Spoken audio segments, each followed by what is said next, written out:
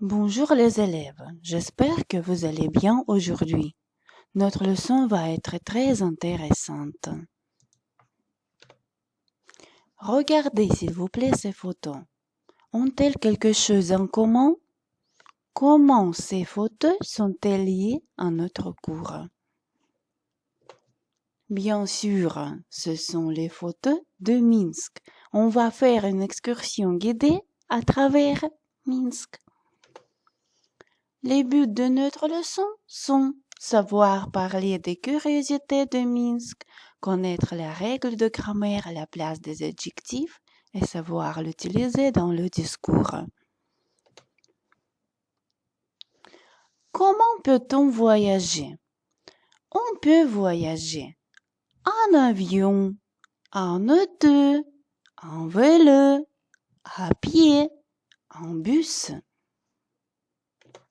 Eh bien, on va prendre le bus et on va à notre capitale. Allons-y.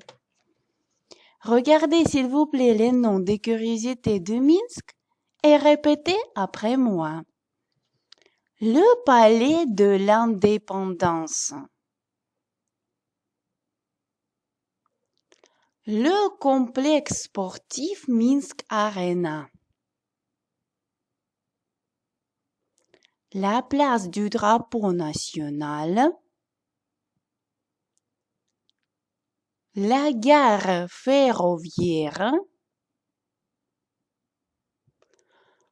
Le musée d'histoire de la Grande Guerre patriotique. La bibliothèque nationale.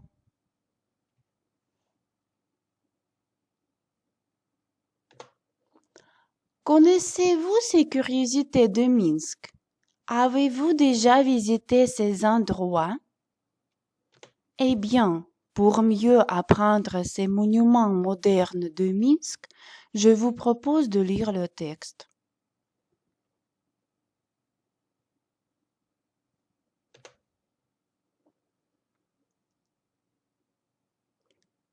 Observez, s'il vous plaît, les mots en italique dans le récit de Vlad et répondez en russe ou en bélarusse.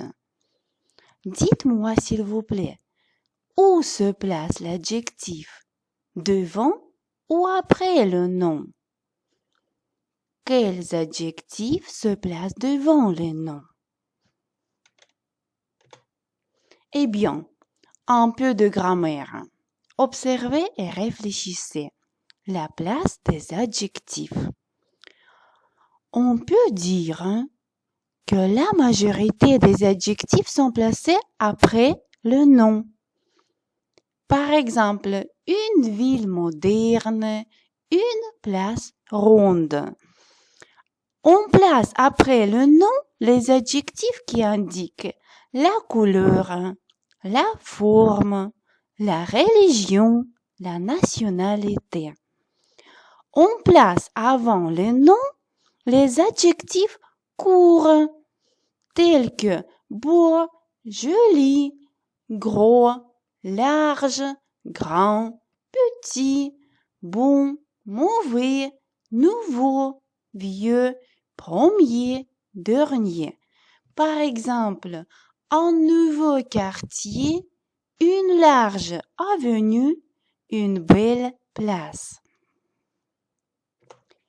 Retenez s'il vous plaît, on place avant ou après le nom de nombreux adjectifs d'appréciation, délicieux, magnifique, splendide, superbe, horrible, extraordinaire, étonnant, passionnant, etc.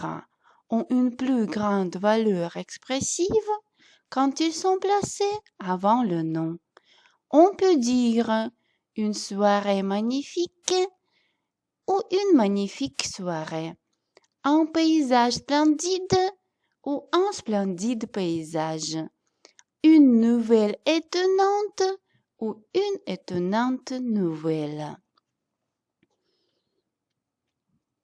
Pour mieux comprendre la règle, je vous propose de faire un exercice de grammaire. Dites-moi, s'il vous plaît, comment pouvez-vous caractériser les monuments modernes de Minsk que vous voyez sur les photos? Choisissez parmi les adjectifs ci-dessus ou proposez vos variantes. Faites attention à la place des adjectifs. Pensez à les accorder avec le nom. Regardez le modèle. Je pense que le palais de l'Indépendance est un bâtiment original. À mon avis, la place du drapeau national est une jolie place.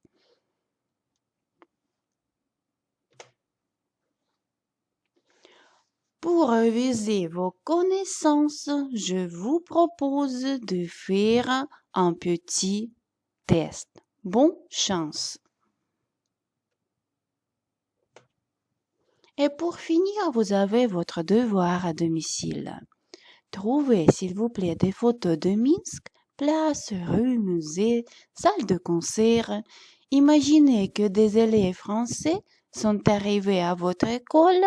Ils vous posent des questions sur Minsk. Présentez-leur la ville en accompagnant votre récit de photos. Allons voir si vous avez du succès aujourd'hui. Dites-moi, s'il vous plaît, savez-vous parler des curiosités de Minsk? Connaissez-vous la règle de grammaire, la place des adjectifs? Et savez-vous l'utiliser dans le discours? Eh bien, merci pour votre attention.